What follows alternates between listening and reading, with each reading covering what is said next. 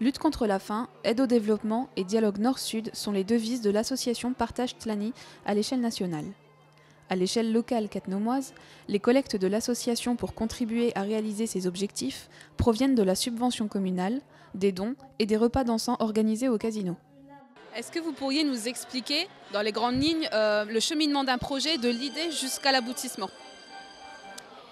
Eh bien, régulièrement, nous recevons des projets qui viennent du Togo, du Burkina Faso, ça peut être du Bénin aussi. Et donc, on étudie en comité, d'abord par rapport aux finances que nous avons et par rapport comment dire, les objectifs qu'on s'est fixés. C'est comme ça qu'on décide. Et pour le déroulement, ça se passe comment? C'est vous qui allez sur place ou vous avez des personnes qui sont missionnées? Alors l'association Partage Tlani a une section à Mézières-les-Messes qui est beaucoup plus organisée que nous et qui, elle, envoie des bénévoles sur place pour voir l'avancée des projets, pour les besoins également. Et la création d'une association sur place qui permet de recueillir les dons et de gérer directement les dons sur place.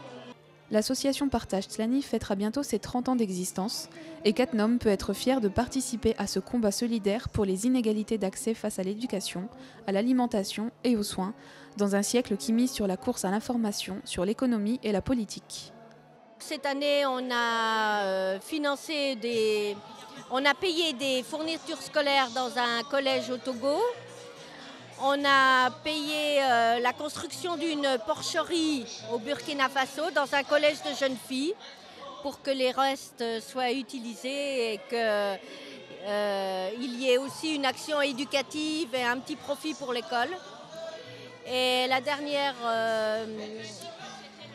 le dernier projet que nous avons subventionné, c'est le projet de ramassage de sacs plastiques au Burkina Faso, dans une région où ces sacs plastiques sont vraiment nuisibles pour les animaux qui les avalent et qui crèvent, pour tout aussi l'humidité qui stagne dans ces déchets et qui donne profusion de moustiques.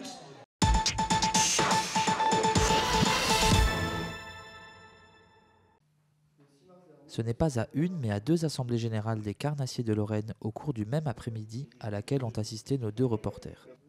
L'une ordinaire, avec budget à l'équilibre, rapport d'activité 2011 et sortie et animation prévues en 2012, et l'autre extraordinaire, où il était question de changer le nom de l'association.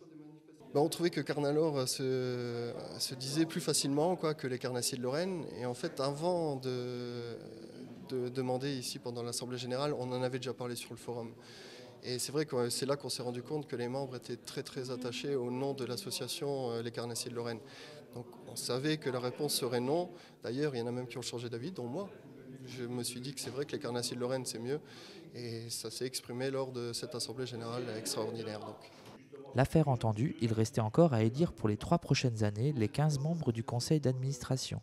Celui-ci est composé d'un collège de 8 membres de droit et d'un collège de 7 membres adhérents. Il a donc fallu procéder aux élections de chaque collège dans un premier temps, puis le conseil d'administration a élu son bureau directeur dans un second temps. Le bureau directeur sera toujours présidé par Cédric Milgren avec Jackie Schweinson et Victor Lack pour le seconder comme vice-président. À la trésorerie, Nicolas Runstitler et Jean-Denis Stahl, et au secrétariat, Emmanuel Sicolari et Paul Rimbert. Cette assemblée générale a également permis de présenter et de faire découvrir aux adhérents un nouveau carnassier. L'aspe, c'est une espèce qui est arrivée en Moselle il y a 4-5 ans peut-être et qui se développe à vitesse grand V. Il y en a vraiment partout et c'est un carnassier qui fait des super combats, donc qui plaît vraiment aux pêcheurs de carnassiers. Bon, le problème c'est qu'actuellement l'aspe n'a pas de statut puisque c'est un poisson qui n'était pas présent avant en France. Et un des projets de l'association serait justement de lancer des pétitions ou autres afin de donner un statut à ce poisson qui est l'aspe.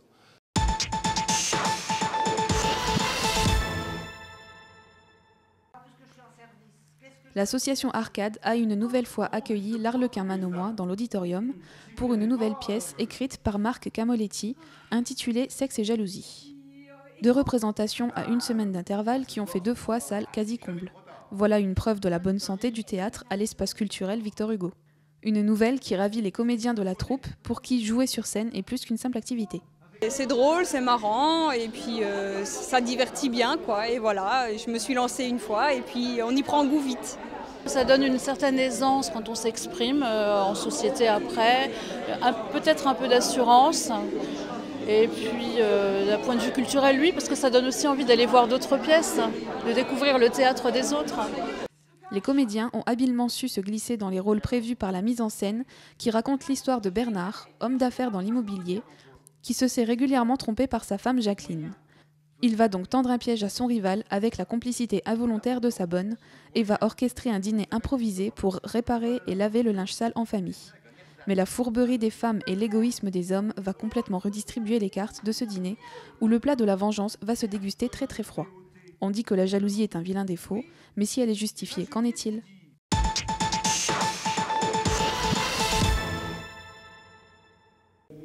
Divertir les Catenomois n'est pas une mince affaire pour le comité des fêtes. Il faut coordonner la mise en place des animations, mettre en ordre de marche les bénévoles, assurer un service irréprochable et laisser place nette une fois la fête terminée. Mais les bonnes volontés ne manquent pas dans notre commune. Ceci, ajouté au soutien infaillible de la municipalité, fait de cette tâche un réel divertissement pour l'équipe de Cattenom en fête. Il suffit pour cela de jeter un coup d'œil dans le rétroviseur pour mesurer les affluences.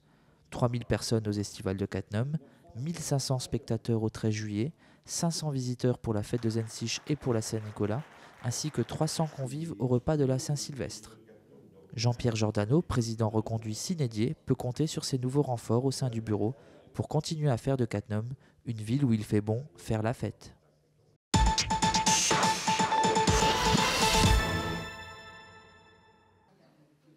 Avec l'arrivée du printemps, la médiathèque de Cattenom connaît depuis quelques jours une forte activité en termes d'animation.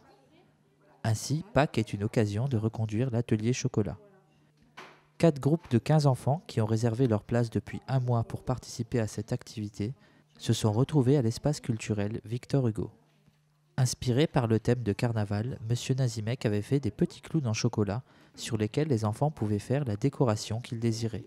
Des dragibus pour les yeux, des bananes pour les sourires et du chocolat fondu pour coller le tout.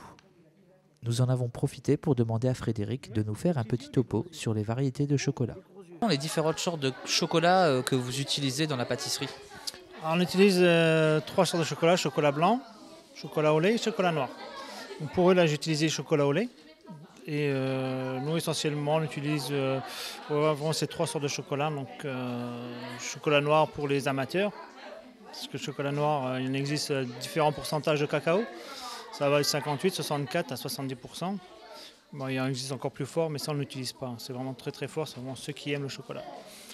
Et le chocolat au lait, donc j'utilise beaucoup le chocolat au lait pour les gâteaux, les entremets.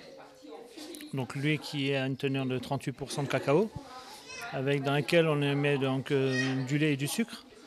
Et le chocolat blanc qui lui est très très fort en sucre et qui contient donc du beurre de cacao, du sucre et du lait en poudre. Voilà.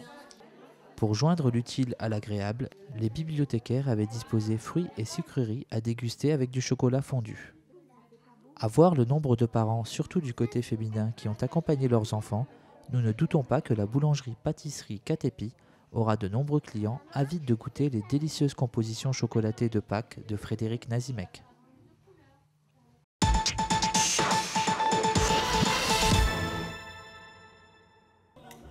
Nous terminons cette édition avec des images en musique du carnaval du Sous des Écoles qui a ravi petits et grands enfants.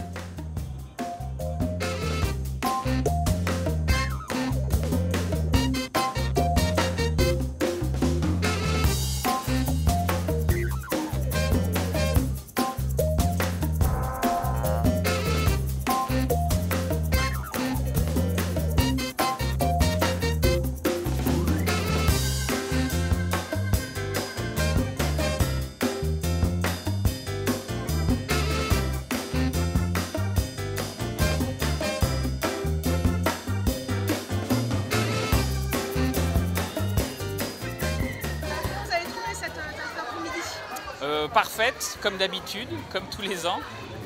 Le Sous des Écoles organise sa boum de carnaval, après son bal de carnaval. Donc voilà, c'est très bien.